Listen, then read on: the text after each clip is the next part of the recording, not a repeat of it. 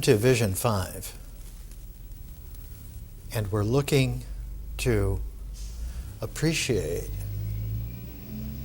that consciousness is a field. As a phase, it's a process phase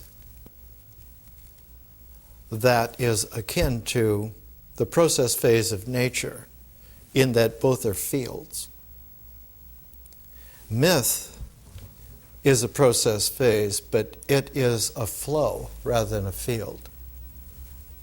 And we're using the analogy of the Gulf Stream and the Atlantic Ocean.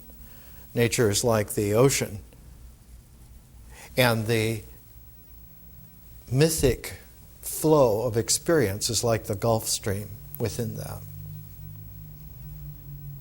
But consciousness, as a field, is not an integral field like nature, so that the forms that emerge out of consciousness, instead of being integral, they are differential.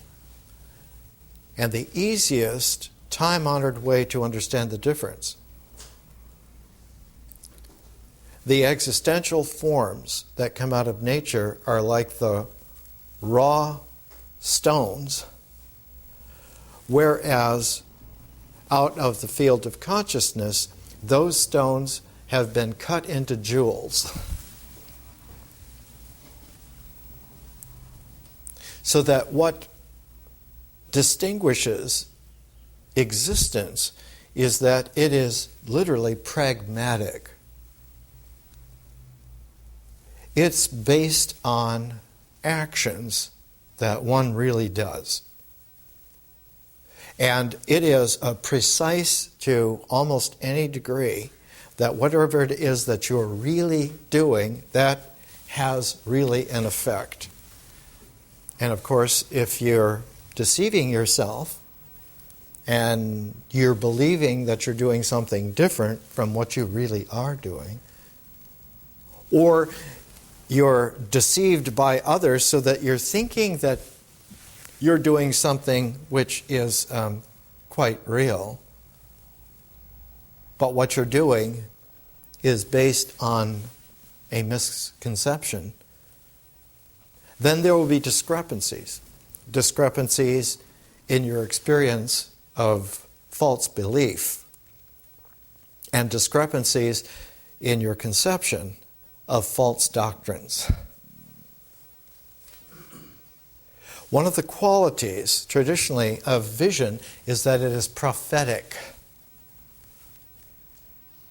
And so, right away, the strongest warning against false prophets is from the historical Jesus. In the Gospel of Matthew, which is the earliest, written actually within about 6 to 8 months of the crucifixion resurrection in 37 AD. Matthew was a customs inspector and came from a long traditional family of Levites who were priests from the time of Jacob, about 1,800 years before Matthew, whose real name was Levi, and he was given the name Matthew, which means it's a Greek way of condensing the Hebrew phrase gift of God. And Jesus called Matthew, Matthew, like he called Simon Peter, Cephas, the rock.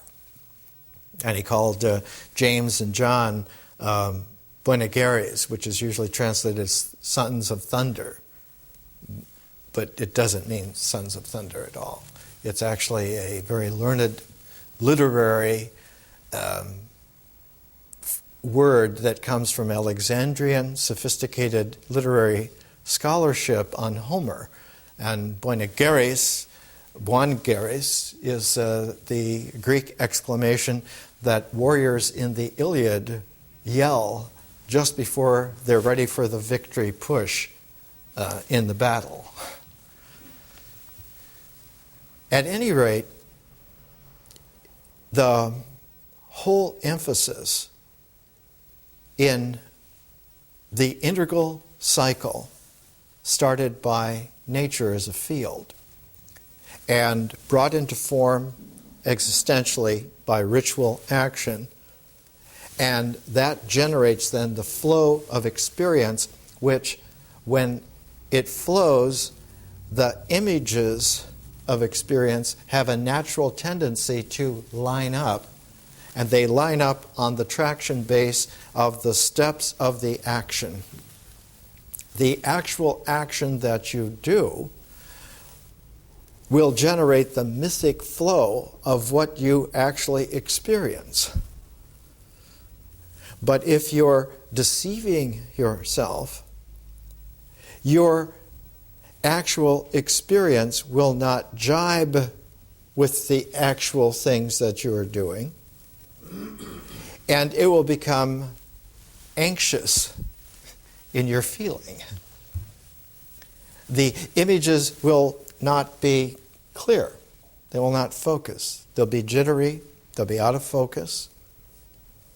And the language, instead of flowing in a narrative that has its flow like a good river, like a good stream, will have interruptions and jaggedness, or will back up and become swampy. And so one's language more and more begins to disclose that you're fooling yourself, that your experience is not really based on what you are actually doing, but is being cribbed and forced. And so the mind, then, as being the culmination of this whole integral cycle, the mind as a structure of thought is a form, but instead of being like the forms of ritual, which are pragmatic, based on what you do, they're based on the logical structure of the way in which it's put together in the mind in thought, in ideas, in conception.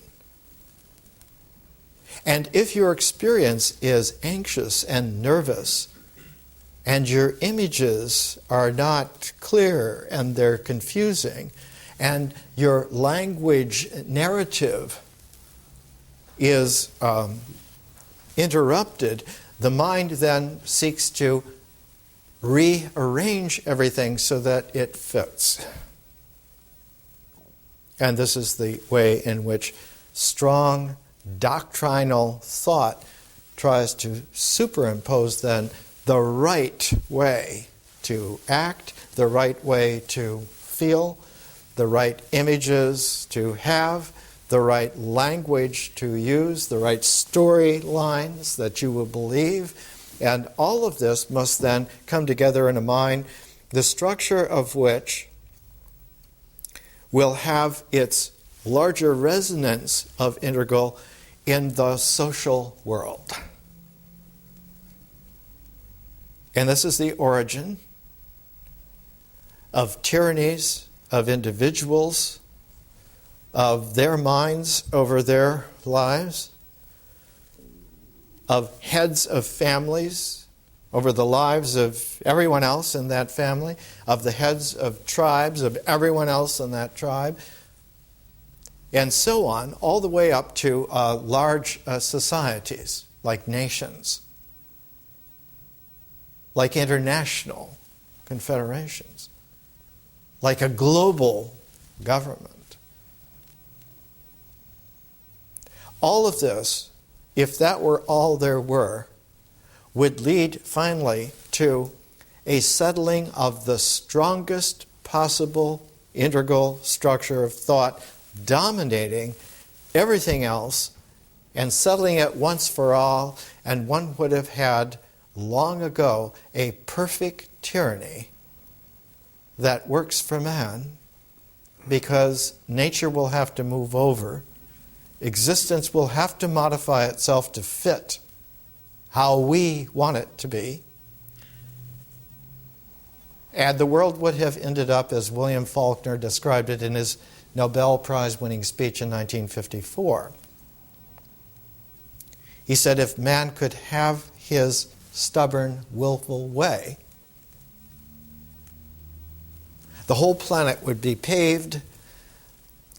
You could drive anywhere that you wanted with no obstructions, and you would be able to make pit stops and get your fuel, your oil, your food, your sex, your pleasure, everything in one pit stop spurt so that you could drive on again anywhere that you wanted unobstructed. He said, I refuse to believe that this is the future of man. And then he paused in his delivery in Stockholm.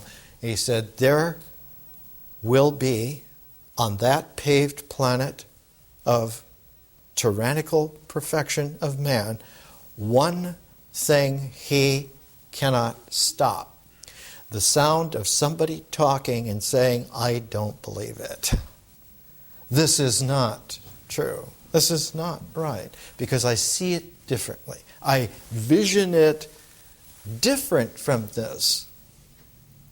And that eventually, this quality of the opening of different possibilities frees man from what would be a willful tyranny, and has done so for apparently tens of thousands of years at least. And so our species, Homo sapiens, got modified about 45,000 years ago and became Homo sapiens sapiens. We're not just wise hominids, we're wise about being wise.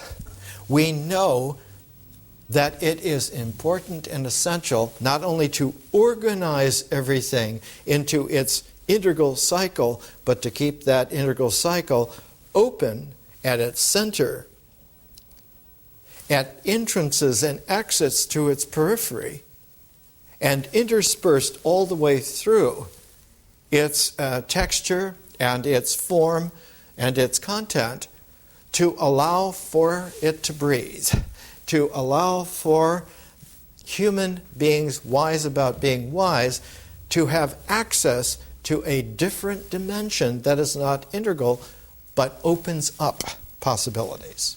It can be different. And that this distinguishes then our special species from earlier forms of hominids who would find the optimum way to do something and then would just do it forever like that. One of the great proofs of this we talked about when we did the ritual and the myth phases. One of the hominid species before us was called Homo Erectus. Man who not only stands upright but stands tall. And the complete Homo Erectus skeleton that was found by Richard Leakey and his friends in Ethiopia was a young man about 17 years old. He was about 6 feet tall. He was a runner, and he lived 2 million years ago. And he had a physiology, he had a brain, he had a capacity of survival that led to the dispersal of Homo erectus 2 million years ago all over the Eurasian continent and African continent. So that you find developments from Homo erectus in China, in Europe, in Africa, wherever they went. And one of the things that distinguished Homo erectus is that as a hunter, he knew how to make flint spear points really well.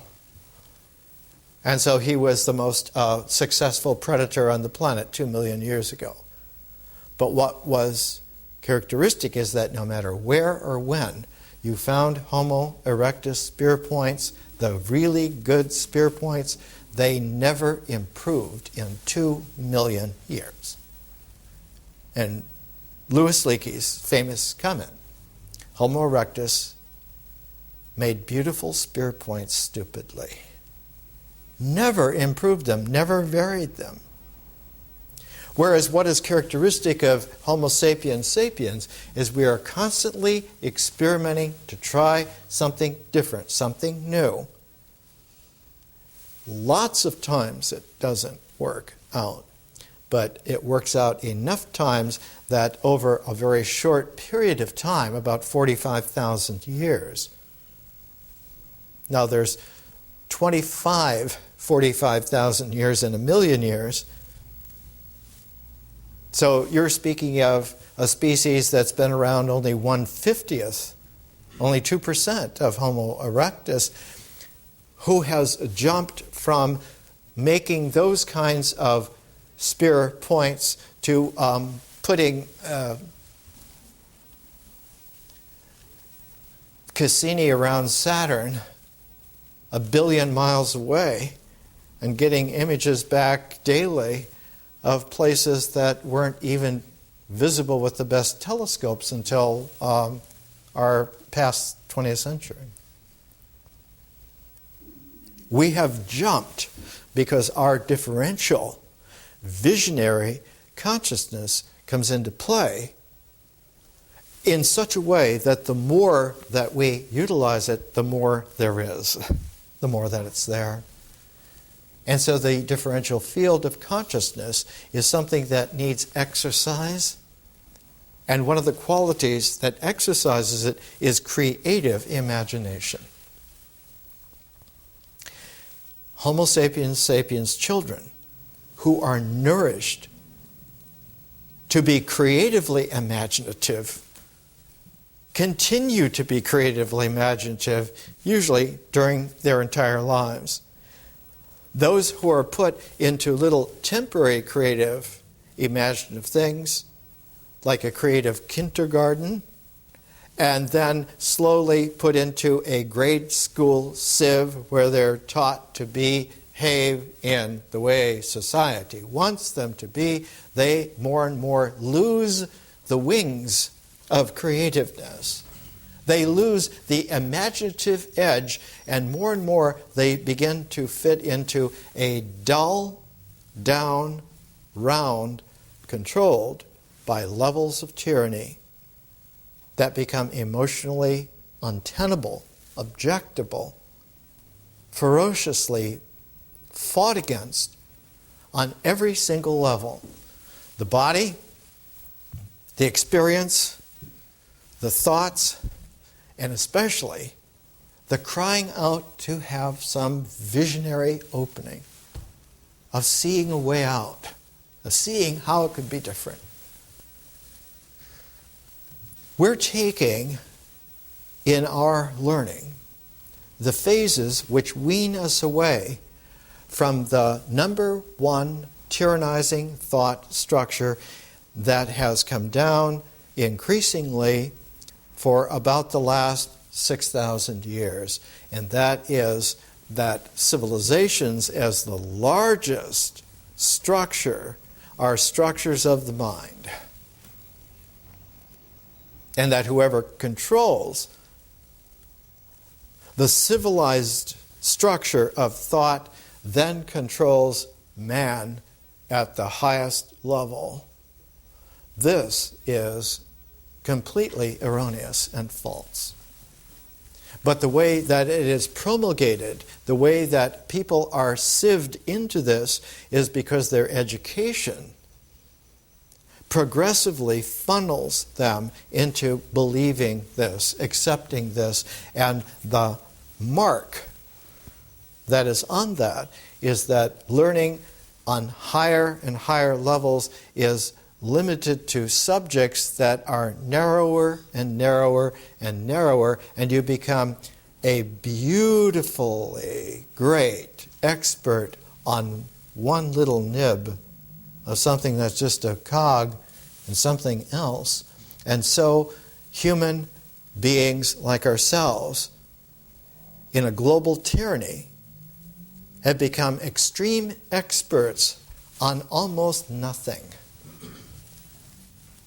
So that we are learning to be brilliant stupidly. That leads to extinction. And because time has speeded up, it leads to extinction quicker and quicker. And a single generation of mankind now, with the technological capacities to amplify it, will live in a decade what used to take a century. And at the end of the 2010s, it will happen every single year, quicker and quicker. Now, this is not a speculation that has just recently been made. The first person to understand this was Henry Adams. I used to call it scientific history. And he took the motion of history and based it on a very early kind of a model of analytic on the thermodynamics of gas pressures. And he came out with a date. He said world civilization will suffocate itself in 2021.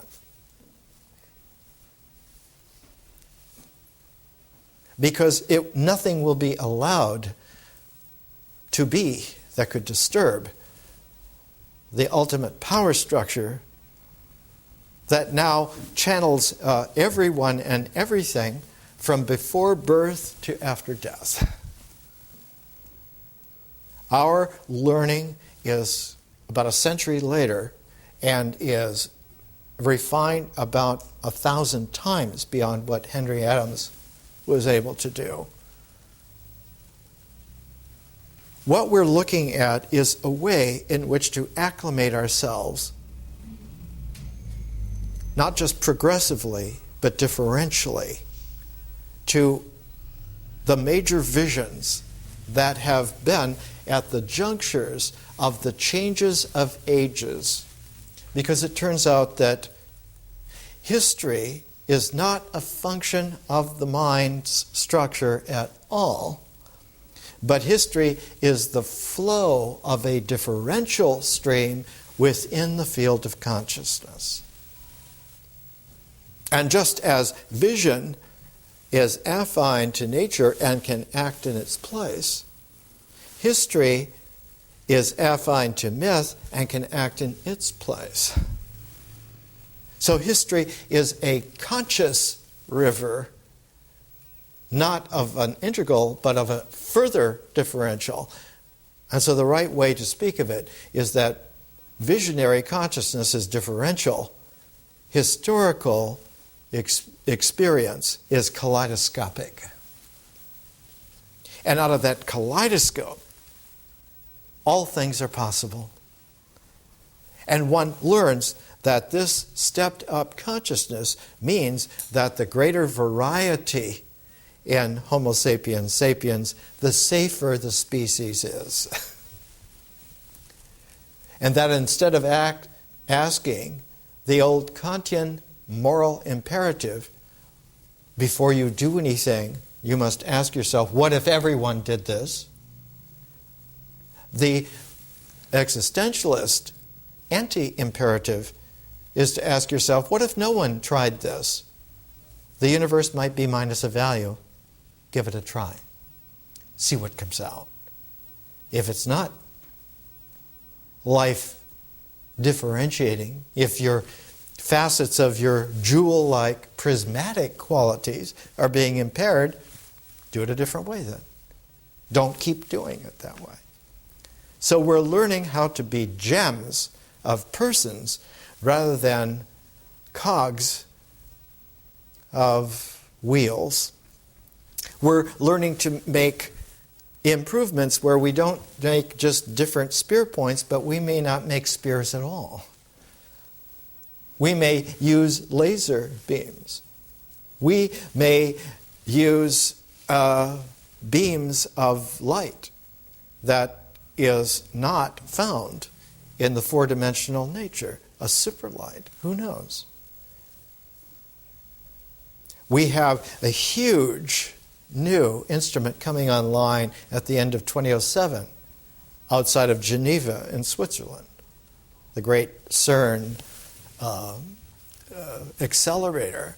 And its beams are so powerful as to be able to fractionate the particles of subatomic particles down to a compressed vacuumless origin called the Higgs boson, which is an interface with a whole different realm, many dimensions beyond the 4 dimensions of integral nature.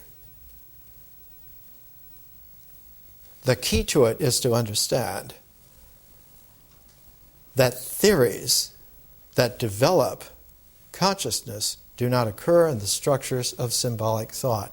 They occur in the play of differential consciousness in the creative imaginative vision field. And so to teach children how to keep alive their creative imagining all their lives is giving them access to an unlimited field of creativity. We're taking a look in Vision 5 in the second pair of visionary works. The first pair that we took was the classic refinement of Taoist vision to a point to where it became not just the seed, but it became the pebble which, when creatively thrown into the field of consciousness, the further ripples of it developed into Zen, developed it into the Vajrayana, developed it into enormously sophisticated qualities of men and women which were already evident some 1,000 years ago. If we look at the ceiling and wall paintings of a place like Dunhuang, an oasis on the edge of the Gobi Desert, just as you enter into Western China proper, that were done 1,000 years ago, they put modern art to shame. You get super Matisses in hundreds of caves that show not only subatomic particality, but they show resonant waves that only appeared in late 20th century science. And you begin to see that once one opens up differential consciousness to actually have prismatic forms of person, to radiate them jewel-like, what occurs out of that is the kaleidoscope of a historical consciousness that then opens up the capacities to know infinitely. It has no limitations whatsoever. One can continue to learn. One can continue to inquire. World without end. We took Chuangzi as the way in which classical Chinese Homo sapiens sapiens found a visionary way to let the field become infinite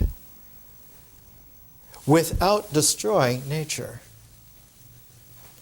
so that the natural field that was an integral was able to accept the entire differential conscious creative imaginative field in such a way that the two did not form a synergy, but they formed what would be called a syzygy. That is, a complementarity, so that it works in either way. It works either spirals getting bigger and bigger, or it works by spirals getting smaller and smaller. It works either way, and everything in between begins to have the characteristic of expanding the possibilities of both the smaller and smaller and the larger and larger at the same time, so that you get a full parenthetical sphericality around every insight.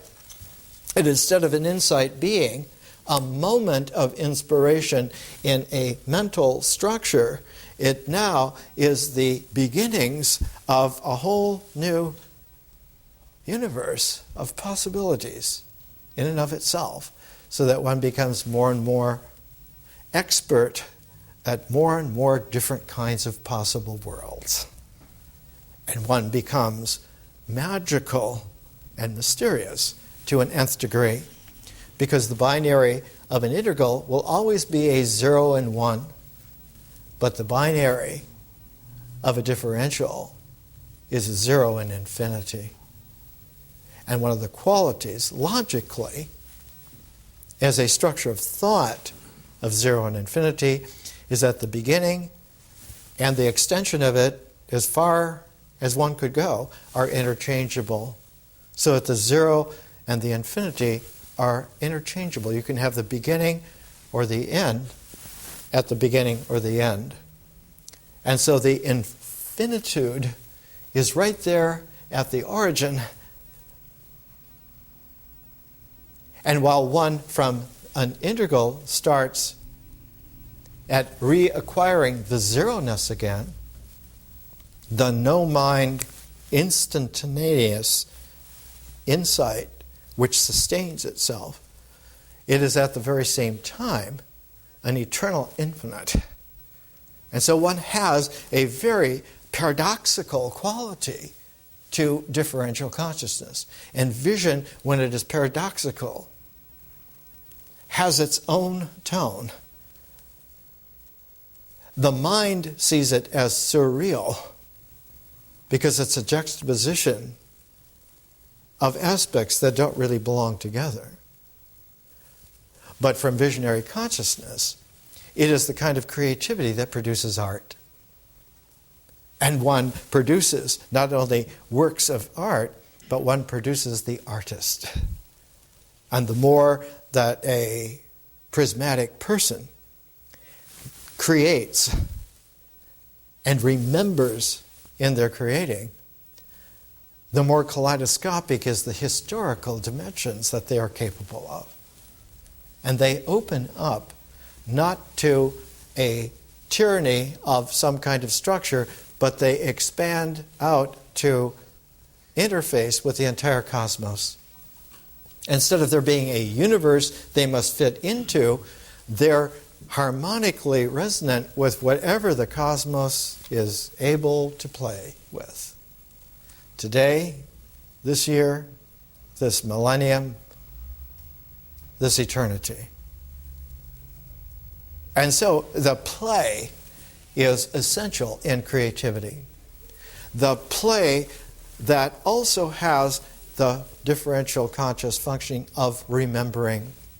That the play does not occur just in some kind of vacuousness, but occurs within a remembering. And in art, the differential ratioing is that the creative imagination is there at the beginning, and in history, it's that the remembering now functions there at the beginning. And whereas art finally, from its creative imagining beginning, opens up the capacities for civilization to occur and have it remembered, when the kaleidoscopic historical consciousness flows within the field of visionary consciousness, it flows in such a way that now remembering takes the top part of the ratio and the creative imagining takes the lower part of it, and you get a syzygy of those two ratios. So that art and history are indelibly related, just like ritual and myth were related integrally, but art and history are related expansively in a differentiality. And so you find the conviction in Homo sapiens sapiens, at least the last 40,000 years, that when they are able to see, envision in this way, they make works of art and arrange those works of art so that they're able to tease out of themselves more capacities to make more works of art, to live artistically. And one finds then Paleolithic cave paintings, Paleolithic sculptures, Paleolithic temples, not of a religion, but of a progressive initiation where one is more and more able to leave the surface world and to go into a deep underworld through which one goes through an initiatory cycle and is able to emerge out into the world refreshed with a new capacity, not just to make better spirit points, but to understand that you do not have to go hunting those animals all the time. You can live with them in such a way that you can make friends with them, you can tame them. And you can tame the plants so that now they live with you where you're living. Now you're farming. Now animal husbandry comes into play. And the more that one makes friends with the plants and the animals, the more one realizes you can make friends with minerals and with metals. And so Homo sapiens sapiens became a differentially conscious friend to all of the aspects and elements of the world, not seeking to dominate it, but to bring in creative imagination into play and remembering how to do that, so that now the ecology of the entire world is not just natural, but is playful. Let's take a little break.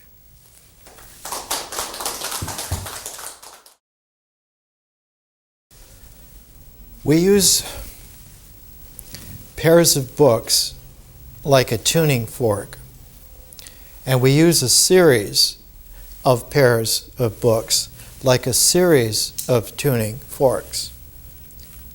Now, if you've ever seen someone tune a piano, you know that they have quite a large set of tuning forks. And once that piano is in tune, now you can play music.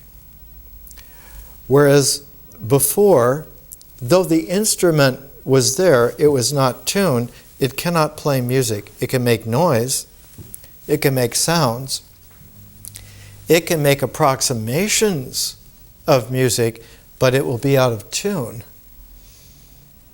And if you know what music is, your ear will pick up that this is out of tune. For someone like myself, I can tell if someone is out of tune and why. And I know how to tune it so that the entire range is back so that the instrument now will play whatever music you want to play. This is a very difficult thing to do when you expand the range of who is being tuned. So that as you are being tuned, your range is also, the array is expanding. And one of the concomitants of this is that if you don't follow using it, the tuning will either outstrip you, or your impatience to just try to make something work before you get the tuning out to that. Either way, there will be a inapplicability of it. You won't be learning. Whereas if you do get tuned, whatever occurs from there on, you will be able to tune yourself indefinitely.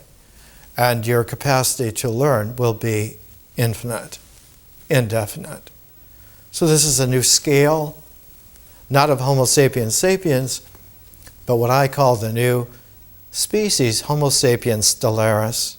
We're going to be home on star system-wide dimensions. which will give us a frontier that is interstellar, and we will be at home in many star systems without end. Our Milky Way has several hundreds of billions of stars, and there are several trillions of galaxies. So the range of being at home is not just mind-boggling, but it is explorable. But making the transition from a subject-dominated, political, rhetoric, tyrannical, willful, neurotic world to an open, creative, 0 to infinity binary takes a while. It takes an application, and it takes doing it. All of the aspects that are in here are meant to increase your ability to ratio, to proportion, to add more facets. So the more that you actually play with this, the more it will refine itself. For the music, the films, the books, and we use books not because they're intellectual, but because they're the way in which the social structure and the structure of thought have been tuned increasingly over the last about 6,000 years, 4,000 years, really strongly. About 4,000 years ago, the first refinement of language into an alphabet increased the capacity to intensify language enormously. The first international civilization was about 4,700 years ago and resulted in a whole wave of architectural developments that are noticeable on a wide swath of the planet. Whereas something like Stonehenge before 2600 BC was a collection of just dug out moats that were arranged with wood posts. About 2,600 years ago, the culmination of the experience of several thousand years of working with that kind of play resulted in the ability to raise from wooden poles to the great bluestone trithelions of about 50 tons each into an enormous structure that has survived all this past 4,600 years. And that was contemporaneous with the building of the pyramids in Egypt. Contemporaneous with the building of ziggurats in Mesopotamia. And of structures in India, like Mohenjo-Daro and Harappa, that had working urban sewer plumbing 2,500 BC, enough for 400,000 people. All of a sudden, to live in a large urban structure. This was 1,000 years before the so-called sophisticated Aryans came in with the Rig Veda. The original dark Dravidian Indians had already mastered the art of urban planning to the extent of cities the size of Long Beach. 4,700 years ago. The quality of these advances, of these thresholds, follows a periodicity.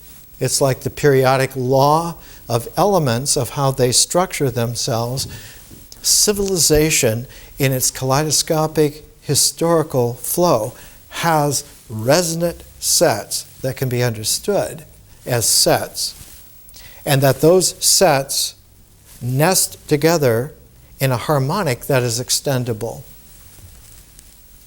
So that if one wants to build a new civilization, a new level of civilization, one needs to know what was the true sets of civilization before and how they nested together, and how the new one will be a differential, conscious, kaleidoscopic, historical flow, differentially, of extending the harmonic. And this is what we're doing. We're developing a pioneer population that will be able to teach themselves on any level the pacing, the making of the resonant set of the next civilization, the star system, stellar civilization, so that it will be an extension of the natural harmonic that has developed over time. One of the periodicities that classically is used in a wisdom historiography is that of a period of 1,000 years. We call it a millennium. And the 1,000 years has a quality where it itself was a pair of 500-year cycles, called in ancient times the cycle of the phoenix. So that a pair of cycles of the phoenix were a millennium, and a pair of millenniums were an aeon. And that if you arranged the tuning of kaleidoscopic historical consciousness so that you had the aeons arranged in a completed cycle, that completed cycle, which nominally would be 24,000 years, actually turned out to be about 25,600 years. The aeon, the millennium, had a little bit of overlap. It wasn't just simply 1,000, but a little bit, so that when you arranged those 12 aeons in that cycle, one would have what was called the Great Year.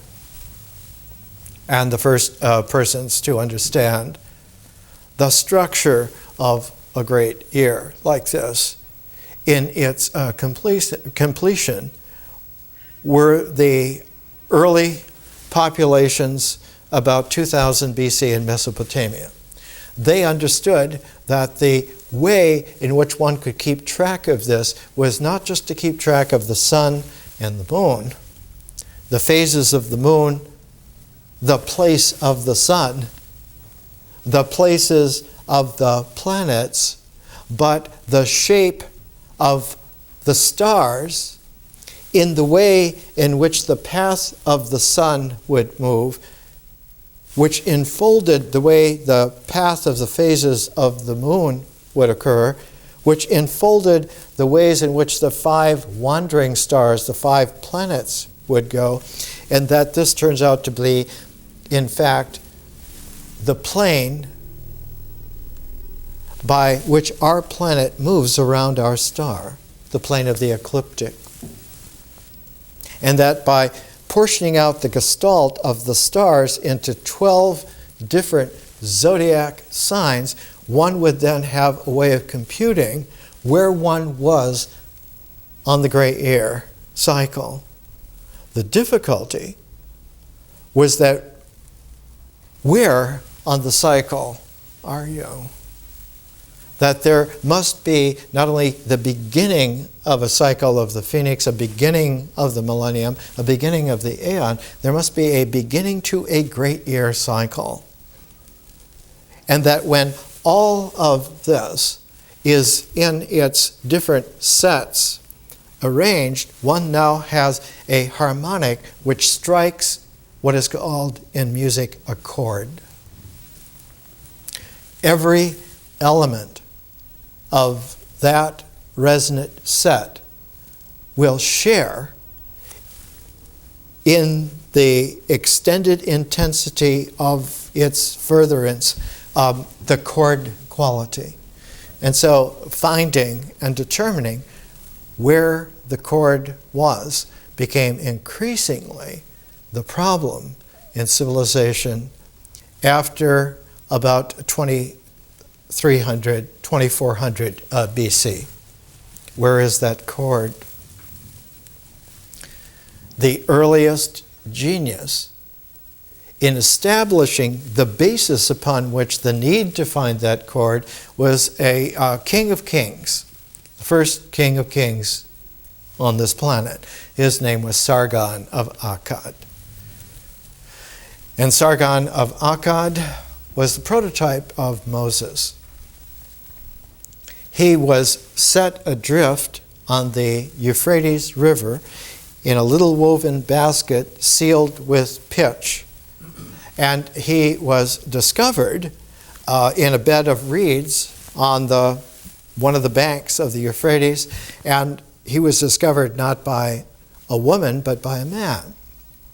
And the man was the raiser, the farmer of the domesticated date palms for the largest, most powerful central kingdom in Mesopotamia at the time. He was the royal gardener of date palms. And the date palm, as we talked about when we were in our phase, if you remember, we used the work of N.A. Duana, and we put together the way in which in myth, Inanna, Queen of Heaven, used all the elements of a date palm.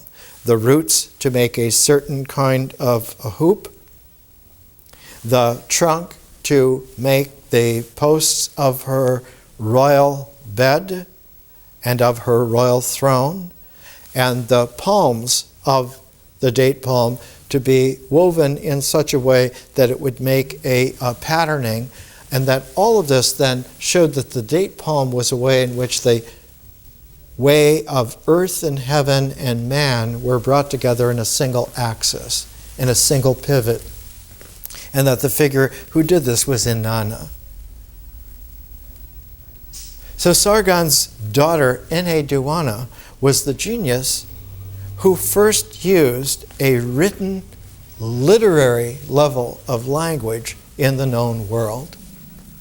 She is the first one to be able to not just use language in pictographs or ideographs or cuneiform signs to note down numbers or to make little business transactions or to keep king lists. She was the first to be able to use a written language in such a way that it became world literature. She was the taproot of world literature.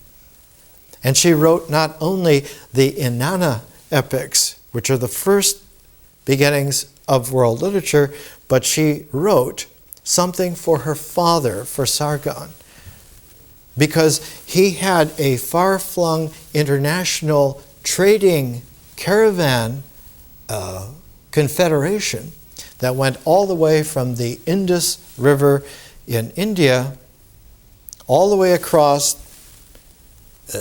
what is today Iran, what is today Arabia, the Euphrates, the Tigris, the Nile Valley, all the way to the Mediterranean and up into what is today Turkey and all the way to the Aegean coast of Greece. This was 4,400 years ago. But the integrity of such a far-flung caravan network had to have a security where it was not dominated by a single temple group, by a single sect of religiousness, but there had to be a weaving of all of the temples of Mesopotamia, of the Tigris-Euphrates area, into a pliable fabric where they all participated in a new whole. And it was Enheduanna who did this.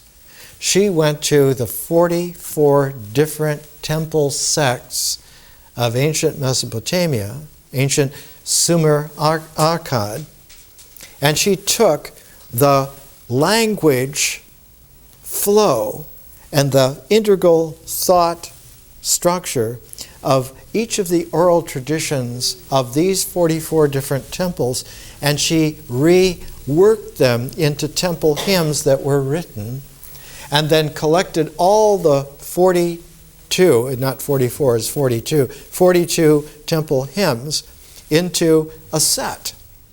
And it was that set of 42 temple hymns that was the first time that there was a visionary religion that was not dominated by a mental structure, that was not based just on integrating a tribal, local mythology, that was not just developed in experience of a certain limited ritual way of doing things of some limited area.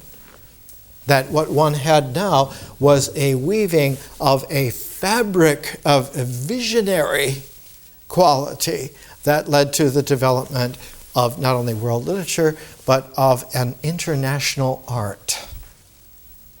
And one of the first international arts that came out was that you could not just tame metals, but you could bring metals together that were tamed in such a creative way that now you made a new metal that did not occur in nature. And the first metal that was made was bronze, the first new metal. That you took copper that had been used for several thousand years, and that by adding slightly less than 4% of tin to that copper in a very special metallurgical, alchemical way, you produced bronze. And a bronze weapon, a bronze instrument, was many dozens of times more powerful than any copper tool. And so when the Bronze Age came into play, it was not just that man had better tools or better weapons. He had a better understanding of how to ratio nature into a creative way so that you had now an art of metallurgy. That you could take minerals and work them together, or herbs that had certain mineral contents and work them together, and now you could make medicines that were not there in nature until man creatively, imaginatively, and remembering how to do it, now made new compounds, new molecular structures on every level. And what was necessary was to make a new kind of mankind so that they would be able to not only remember how to do this and value it, but be able to expand it creatively in their own way, understanding how to make the expansion so that it was real and not fictive, so that it was life-affirming and not destructive. We live at a time where the powers to destroy have become almost nightmarish. A single group of dedicated destructors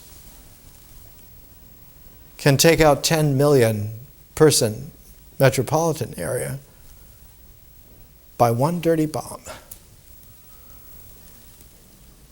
So we're lagging behind enormously of how to adjust the species to be able to understand, don't do this way. This leads nowhere. The next 2,000 years after that showed that Sargon of Akkad, about 2350 BC, an aeon after him is Alexander the Great, almost 2,000 years to the day, making the quality where one has an incredible, indelible quality of expanding the nature of international, inter-kingdom man so that it now was expandable to include the entire world if need be. That it would not be limited to a large swath, like from Ireland to India, but would be able to encompass the entire range of what men and women are as Homo sapiens sapiens. that there would be the possibility of having a harmonic of mankind.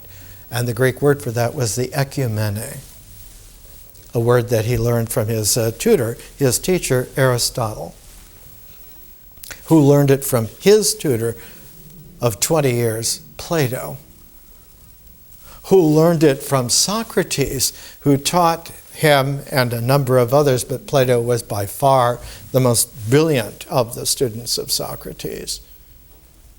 But Socrates had learned it from a woman, Diotima, who was from a little Greek city, Mantinea, but she had been a Pythagorean. She had learned it from Pythagoras. And Pythagoras, who had refined it from the wisdom of ancient Phoenicia, where the alphabets were first made, from 22 years in Egypt, from 11 years in Persia, from studying with the greatest of the Greek pre-Socratic teachers in the Aegean, and by his own brilliance. And so one finds that if you can trace lineages and you can trace historical periodicities, one can come up to understand how everything works and what it is and what it's for, and how to utilize it, how to improve it, how to carry it forward. The jump from Enheduanna's 42 temple hymns, the next integral of it was done by a woman, a black woman from what is today Ethiopia. Her kingdom ran from Ethiopia on the Red Sea across the narrow isthmus of the Red Sea to southern Arabia, and her name was Makeda, and she is known in history as the Queen of Sheba. And the Queen of Sheba was the most intellectually intelligent woman for many, many centuries. And she lived about 1000 BC, so she lived about 1300 years after Enheduanna. And she brought the condensation, the integration of the fabric of the 42 temple hymns into such a focus that she wrote the Song of Songs, which is a book in the Old Testament. And she used her relationality to the wisest man of the time, Solomon,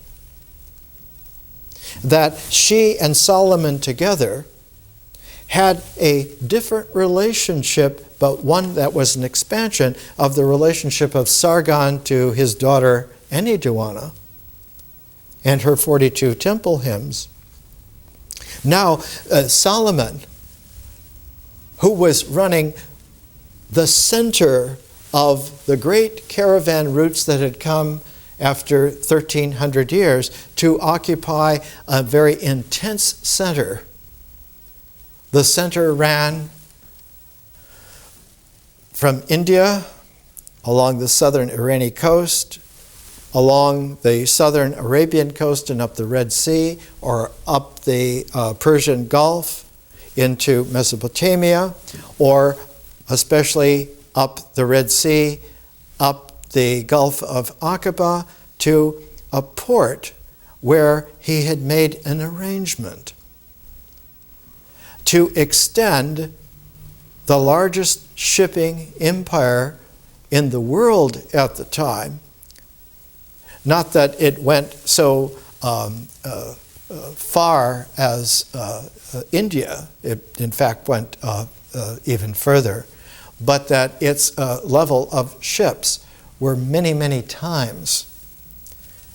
The average trading route in Solomon's time, by caravan or by ship, to go to India or any other place was about 3 years.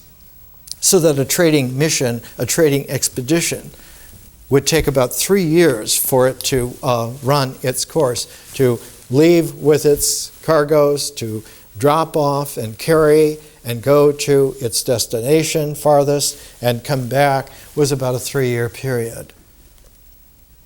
Solomon made a deal with the head of the Phoenician maritime trading routes that didn't go east, but they went west. And they went west several thousand miles along the entire Mediterranean Sea, north and south coasts. They went through the Straits of Gibraltar, down the coast of Africa, almost as far as what is today Dakar in Senegal. This is a very long ways. Up the European coast, all the way along Spain, along France, along Britain, so that you had trading routes from Africa to the British Isles and all of the Mediterranean, and all of those shipping routes came to rest in the great Phoenician cities. The most important of them at that age was Tyre. And the king of Tyre's name was Hiram. And Hiram was powerful because he inherited 1,000 years of alphabetic language. He inherited a landscape that was partly mountainous and covered with huge forests of cedar trees that made the best ships. Not just masts, but could be cut into the plankings.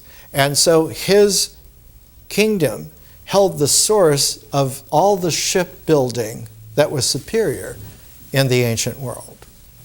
All of the ships built in Egypt were built of the cedars of Lebanon. All of the Phoenician ships were not only better and faster and more capacious in the sense that they were larger, but they were capacious in the sense that they were able to carry not just cargoes, but colonists. And so they set up Phoenician trading colonies all along the Mediterranean, all along the coast of Spain and of what is today Morocco, and introduced into those areas pools of where international language now seeded alphabetical language so that people could learn to write for the first time in such a way that they could not just limit themselves to mythological tales of talking, but they could read each other's visions, each other's great works of art, appreciate each other having aspects that came from thousands of miles away, people they had never met but had learned to appreciate. So that you would find certain implements that were distributed over a wide swath of the world in Solomon's time. And one of the things that was most distributed was the realization that there is such a thing as not just a king of kings, but there is such a thing as a son of a great warrior king who is now the greatest wisdom king. And just as David is a great warrior king, his son Solomon is a very special wisdom king.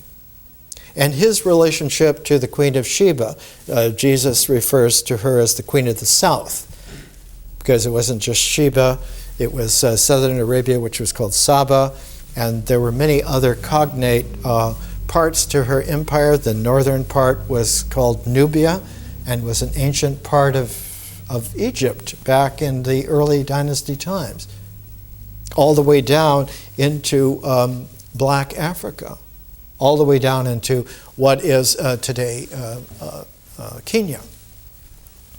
So she had contacts in such a way, but they had a tradition where the powerful leader was a woman, was a queen, not a king. But because they were increasingly in contact with kingdoms that had kings, she had to find a way to have a special child, a special male child, who would then become the special king of Sheba. And she realized that the father needed to be the most extraordinary man alive that she could find. And she chose Solomon. So that the Queen of Sheba, Makeda, and Solomon met, and they spent some time together, long enough for her to get pregnant in a very special way. And her son then was named Menelik, and he became the king of Sheba, what is in ancient times was called Abyssinia, sometimes it's called Ethiopia today. And the quality that is there is that he left an impress, because when he was 20 years of age and ready to become the king, he went on a search to find his father, who was dying. Solomon only lived to be in his early 50s. And when Makeda came to Solomon, he realized that the symbolic prism that was the fount of Solomon's whole wisdom structure was the Ark of the Covenant. And so Makeda, considering himself the true son of Solomon, stole the Ark of the Covenant and took it with him back to Ethiopia, back to Abyssinia, back to Sheba, and made an impress so that the kings of Ethiopia held their lineage for 3,000 years, 235 generations. And the 235th generation was alive in some of our lifetimes. His name was Haile Selassie, the king of Ethiopia. He was a magnificent figure who traced his lineage all the way back, naming every single generation to Solomon and the Queen of Sheba. And the Song of Songs is like the Bhagavad Gita to the Upanishads. The Song of Songs is the Bhagavad Gita of the temple hymns, which is now not just 42 temple hymns of Mesopotamia, but all of the temple hymns of every known people in this whole great world swath. And so the Song of Songs is about the way in which the archetypal weaving of this is the way in which love brings together what would be opposites in a way that they create the pattern which can go on to any fabric of any resonant harmonic whatsoever. The way in which human beings can be tuned so that now their extensive, expansive capacities of kaleidoscopic historical consciousness is into the eternal. And that's what the Song of Songs is about. 1,000 years after the Queen of Sheba, after the Song of Songs, after Solomon, comes the Odes of Solomon, written in the early half of the 1st century AD.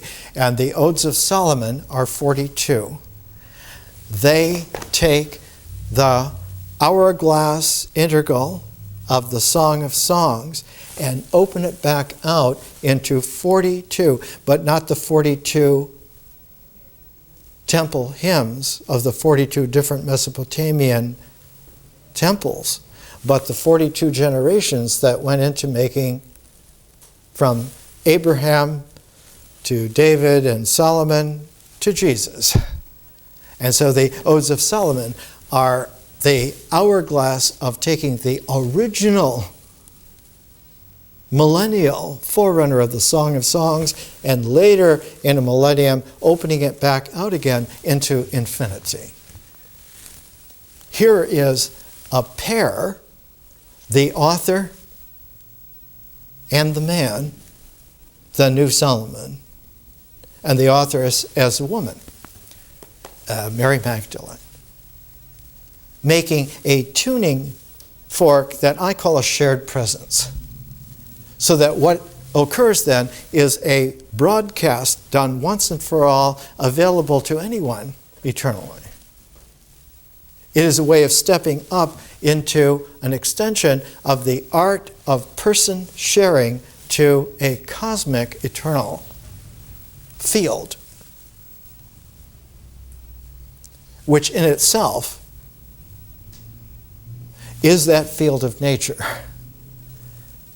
So we're looking at something that is extraordinary, and we're pairing with the Odes of Solomon, Shakespeare's greatest last play, The Tempest. When they made the first folio of Shakespeare, the prize of the work, the jewel of the ring, is The Tempest. Next week we'll go into the incredibleness of how Shakespeare came to do this. Thank you.